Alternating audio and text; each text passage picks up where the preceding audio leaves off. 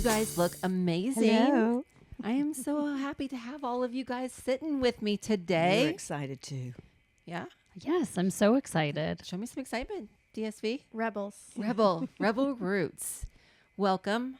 I'm so happy to introduce 3 amazing women and how we met and each of your stories. First, Megan Roberts. Hi. DSV, I'm not going to mess up your name. Totally fine. And then Miss Anita Thomas. Thank you. Thank you for joining me today. Yeah. Well, we've only, I think, known each other, Anita and Megan, maybe a year now. I think so. Yeah, Toasties. Toasties Unite. Mhm. Danielle and I have known each other a long while. Long time. How was a long while? 9 years. 9 years. Ooh, isn't that wonderful? DSV, we've been 3 7. years. 7? Yeah. 7 years? Yes. Oh my gosh. I need love to that you read thought mine. it was 3. That's embarrassing. Not even close. Well, I was just thinking about the house the other day. We met on first home design. And so, yeah, I guess From your house to your office to your farm. you designed Timeless. That's why I don't know what year it is that we've met. Oh, nice recovery. That was good. Good. Well, let's dive into, I don't know who wants to start, but the theme of the show is talking about the black sheep, the rebelness in all of us. And I invited all 3 of you ladies here because I know that there's a little bit to each one of your stories that is a little black sheep rebel in you. I don't know who wants to start, kick it off, I but think one of you 2 ladies should. I don't know, we go Ida. in age Age order? before beauty. Wisdom first. We love you. can we say how old you are, Anita? Sure. You should be proud of it. I'm 76 now, and I'll be 77 in early September. I'm a Virgo. You look amazing. Thank you. Incredible. Thank you. And Aren't y'all? not only your looks, but your spirit. Thank you so Just much. so young, so youthful. I don't think of myself as being a rebel, but it's possible that it turned out that way. You are. Well, You are. Talk about growing up, because 76 years ago, Long time ago. we just can't even relish what that looked like back then. I mean, even me, I guess I'm 50, so you got a few years ahead of me, but Yeah. talk about growing up. I'm a baby boomer, born in 48, and I had 2 older brothers. I'm the youngest, and both of my older brothers have passed away. You're We a were baby boomer? I'm a baby boomers, and so I'm the one left. But the sad thing, but I think it was a defining thing in my life, and maybe it was traumatic. But when I was 6, our mother died. She was 45, and she had a cerebral hemorrhage. And so our father was in his early 50s, I guess. He was 45 when I was born. So I don't think I was planned, honestly, but that's okay. What? I'm just going to have you bring your mic up just a little bit longer. Oh, okay. Yeah, there Thank you. Thank you for that. So back then, children weren't allowed in the hospitals. I couldn't visit her. I didn't know anything about her death. Grown-ups just didn't talk about it. And to further the trauma, a childhood friend around the block that lived in the neighborhood had overheard her parents, friends of my parents, talking about my mother's death. And I'm out in the front yard. I guess I'm just playing by myself. And she comes up the sidewalk and says to me, "Your mother's dead."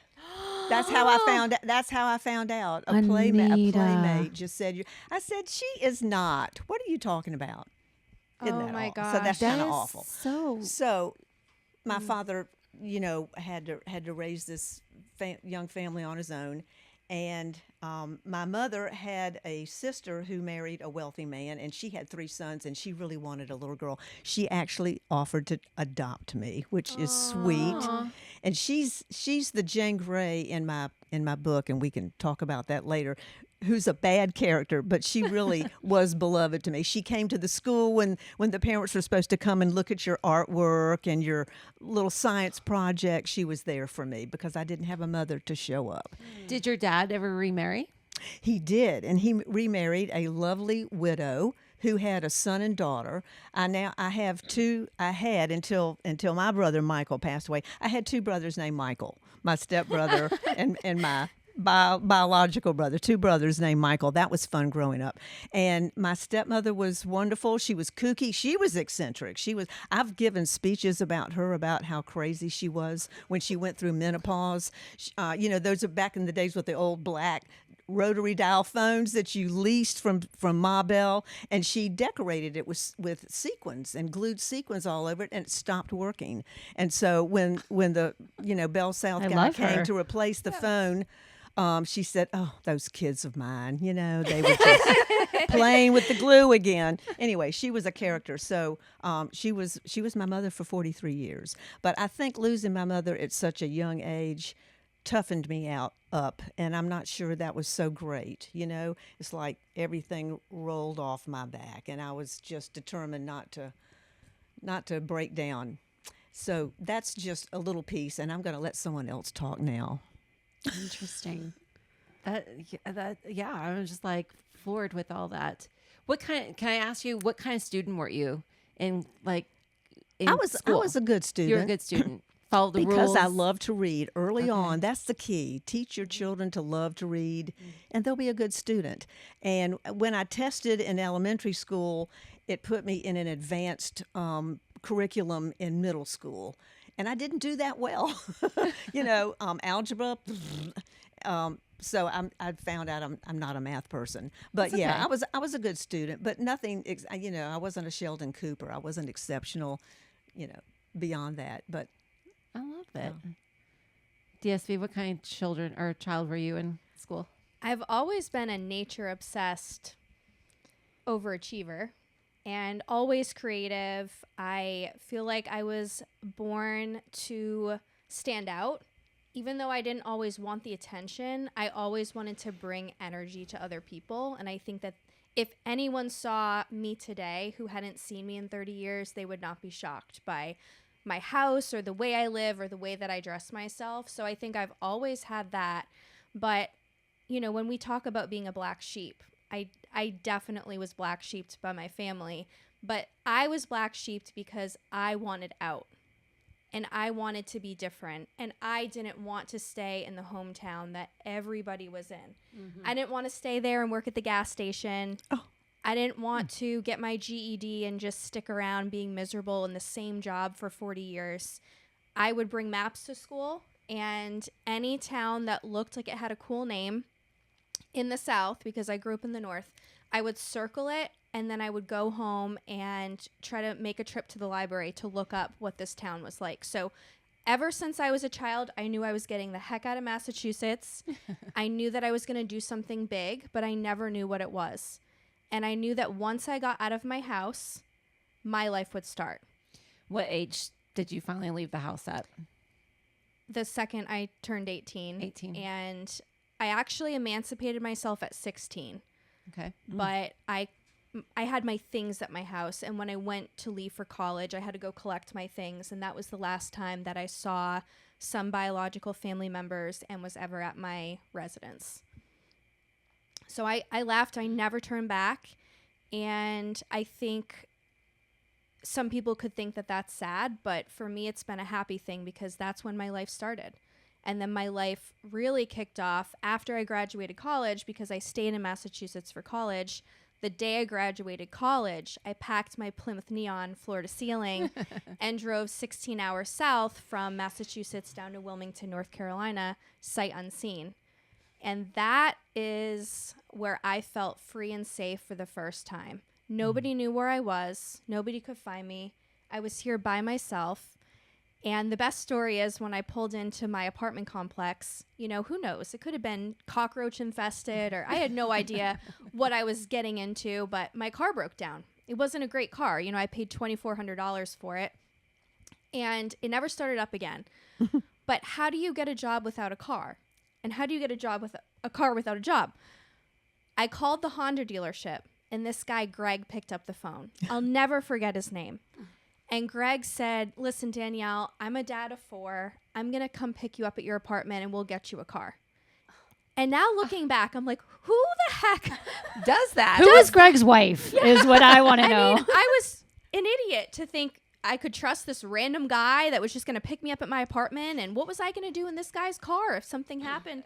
But he was a man of his word. He took me to the Honda dealership and, he might have done some illegal things, but he forged a pay stub for me and we got a car. I left with car insurance and a used blue Honda Civic. Wow. And that was the car I had for many years. and it got me a job within 5 days. Did you ever look Greg up again? He didn't work there much longer. I've tried to find him, but he doesn't work in the car dealership world anymore, and I don't know his last name. Yeah. He really did one for the team, and he was the kickstart to me having work and, you know, living in Wilmington with nobody. I had no friends, no acquaintances, no family, no job, $900 in my bank account.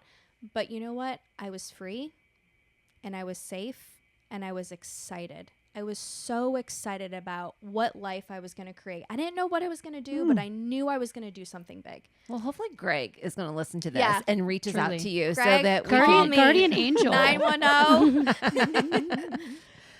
All right. So we'll get there and then we'll continue. Megan, tell us about you growing up.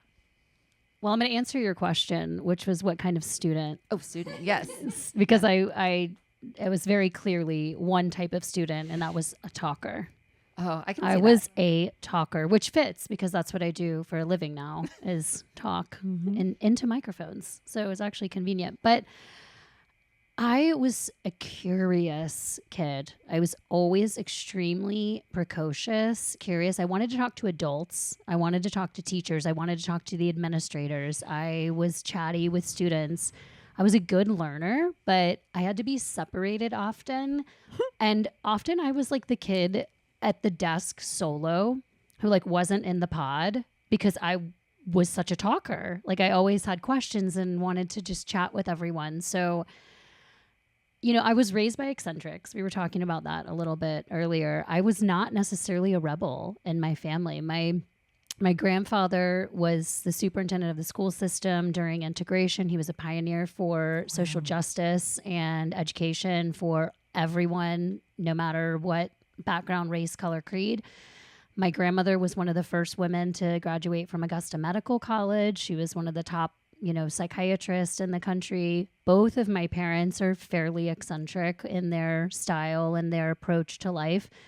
So really, like, for me to be, you know, for me to fit into my family, I had to be out of the box, and I had to be a little loud and show up in a big way, which ironically, I don't think was it was my nature to be big in personality and dramatic, but I was a very sensitive child. I was extremely tender. I was scared of my own shadow.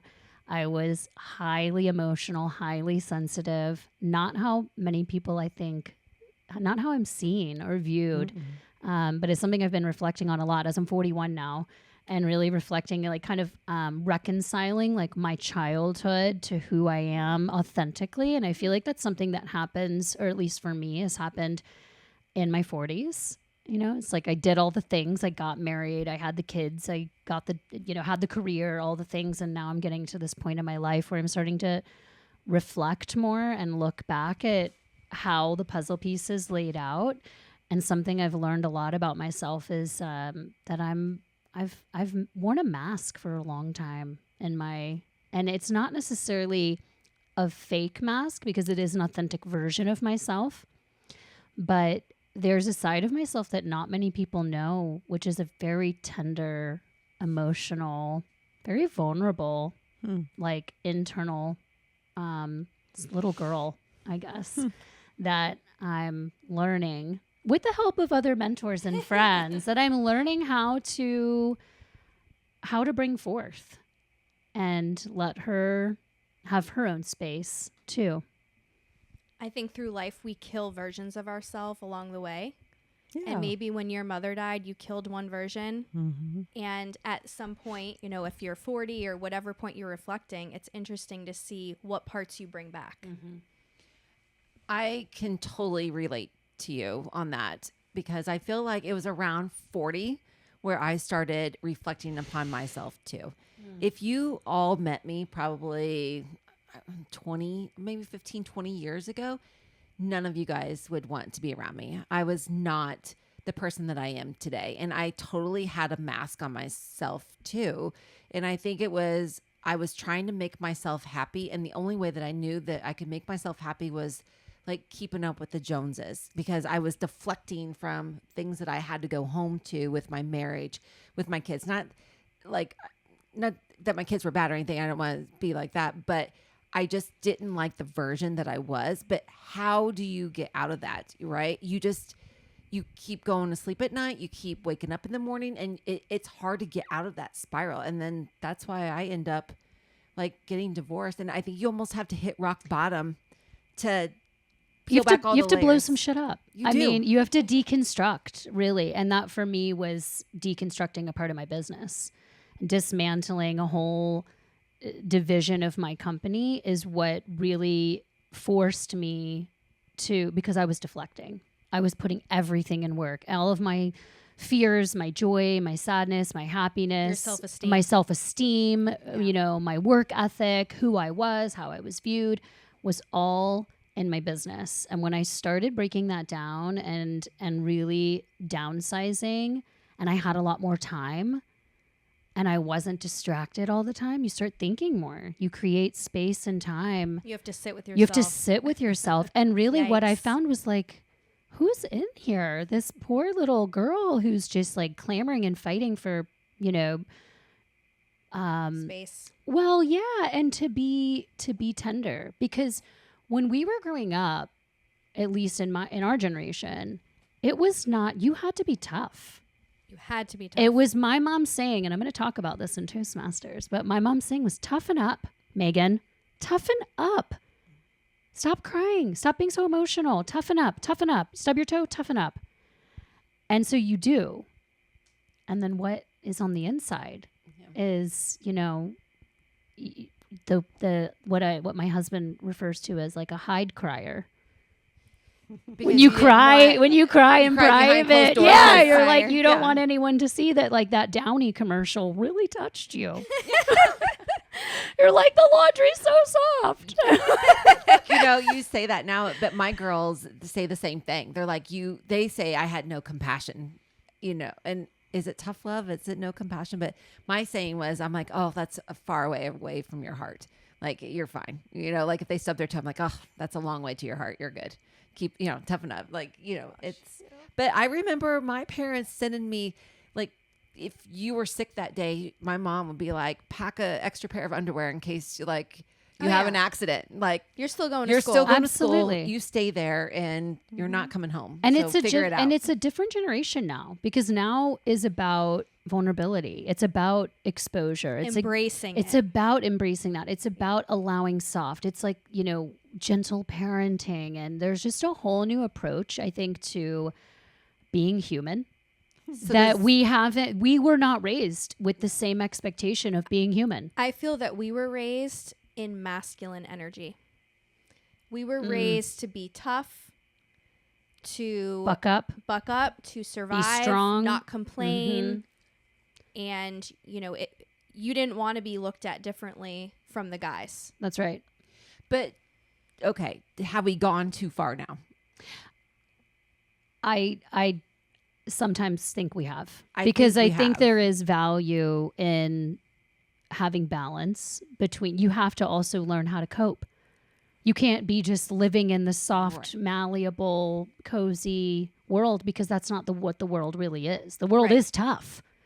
So you have to balance your strength and your inner strength, but also developing the tools needed to cope, and not the mask. So it's the tools and not the mask. Yes. So then that's what kind of our parents were maybe lacking, was the tools that we needed to deal with the toughness, right? And because I understand what you're saying with that, is that, like, even in my relationship with Dawn, like, I'm not saying alpha, because that's not really, but like, I don't need you to take care of me. I want you to take care of me, but I don't need you. And I tell him that all the time, which is probably not the greatest thing. That's masculine energy, Yvonne. I know. Like, I don't need you, but I want you. Like, I'll be fine if, something happened, but I want you to be here. And I think that's different, though, versus need and want. And I think everyone now needs something, needs you to give them something, to take something, and I think it's different. I think you have to be independent first before you can definitely have a relationship. Absolutely. I think so too. I think the goal of being a parent, and I'm childless, but I think the goal of being a parent is to raise independent children who are vulnerable, but who are independent, who can make their own path, who want a partner but don't need a partner. Codependence is an illness, and I think it holds back a lot of people from growth. But when you have your own life outside of whatever relationship you're in, that's the best spot to be in. I was talking about this earlier, either today or yesterday, but I was like, you have to make yourself happy, because if you're not personally happy, then how do you know what that happiness is, and how do you have a relationship with anybody else if you don't know what you need to tell them? I think we all kind of here in this room say, we're workaholics, but I think we work to, like you said, mask a lot of stuff that we don't have to deal with, and we put it on the shelf for later. I mean, I know you're dealing with stuff, but I mean, before you. Oh, I'm a recovering workaholic. Right. Yeah. Recovering, because I had the wake up call, but it took that red light moment, wake up call, for me to shift my life. And it shouldn't have gotten that bad. I was willing to sacrifice everything I had, my health, my joy, my time, everything, because I didn't deserve a day off. I couldn't afford it, but I didn't guilt. deserve. Same. Deep rest guilt. Was disgusting. Yes. Laziness is dirty. Yes. Sitting on a sofa like I am right now, I have a very difficult time doing that. Same. It's something I've worked on actively to allow. Yeah. And then the fact that that's even the word that I'm using is like, I will permit I've you. earned it.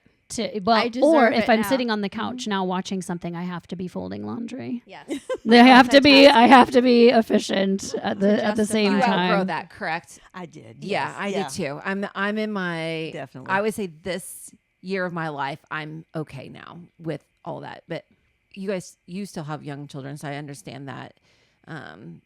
But for me, I'm like, I can do this now. I can sit here and watch a movie Sunday evening and not Have the guilt. Actually, last night I didn't, because I was putting your Toastmaster schedules together.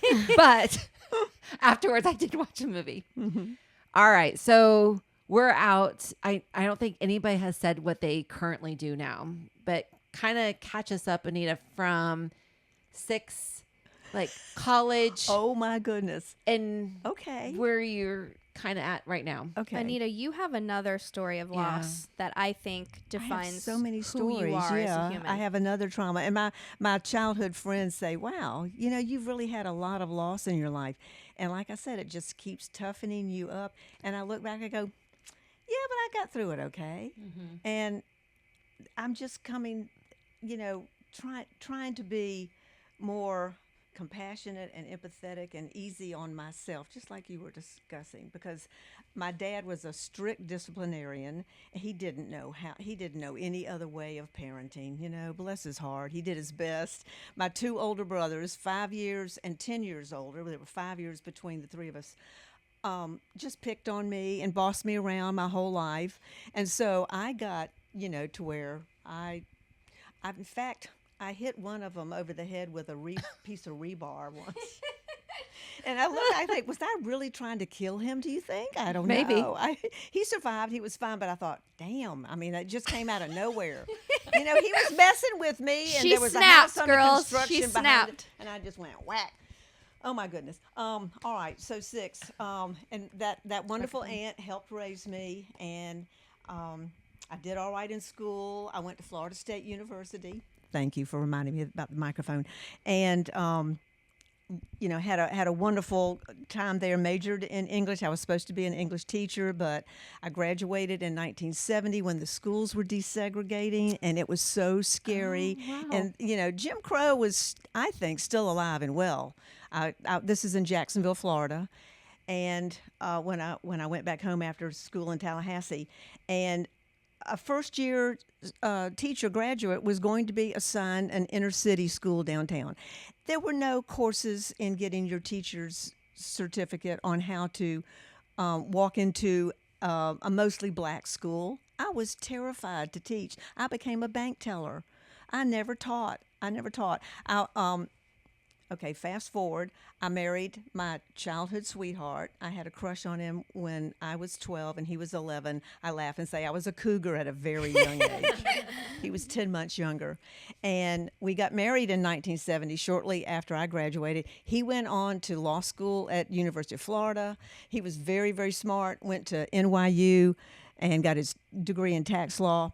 We moved back from New York City to Jacksonville, and he took up race car driving as a hobby, and had the money to purchase a Porsche from someone who had driven it in the 24 Hours of Daytona, and he had a racing partner who was a mechanic and worked on German sports cars. So it was Randy's money and his friend's mechanical expertise, and they teamed up, and there is still an organization called the Sports Car Club of America, and it's for amateur drivers. And so you can go to these regional races, and people will be there with their Corvette or their Carmen Ghia, and they've souped it up. They're not street legal, but they're racing. And so, I'm supporting him. That's what we're doing.